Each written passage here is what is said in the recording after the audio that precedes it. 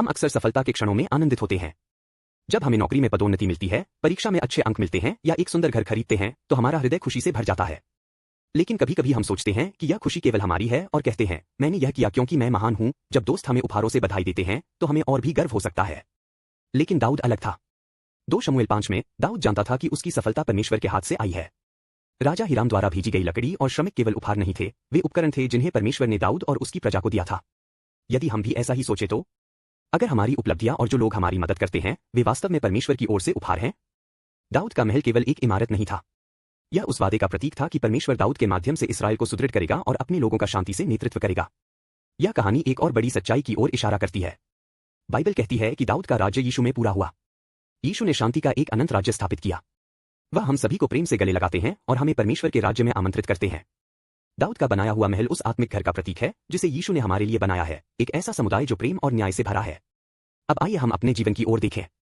हम हर दिन व्यस्त रहते हैं। काम, घर और स्कूल में हम संबंध बनाते हैं और दिन भर व्यस्त रहते हैं। अक्सर ऐसा लगता है कि हमें सब कुछ अकेले ही करना है।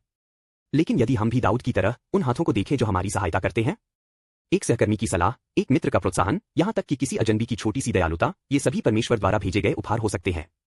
खासकर जब हम विभिन्न विश्वासों या संस्कृतियों के लोगों के साथ काम करते हैं, यदि हम यह विश्वास करें कि परमेश्वर उनके माध्यम से भी कार्य कर सकते हैं तो हमारे हृदय अधिक खुले होंगे और हमारा जीवन और समृद्ध होगा।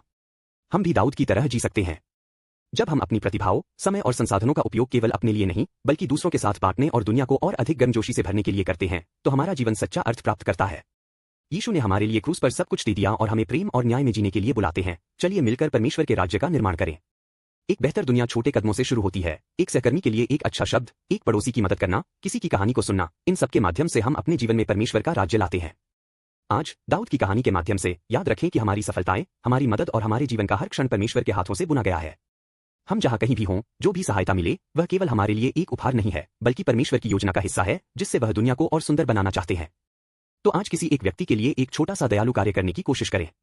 यह छोटा कदम एक ऐसे घर की पहली ईंट हो सकता है जो परमेश्वर के प्रेम से भरा हो। आइए हम इस मार्ग पर साथ चलें।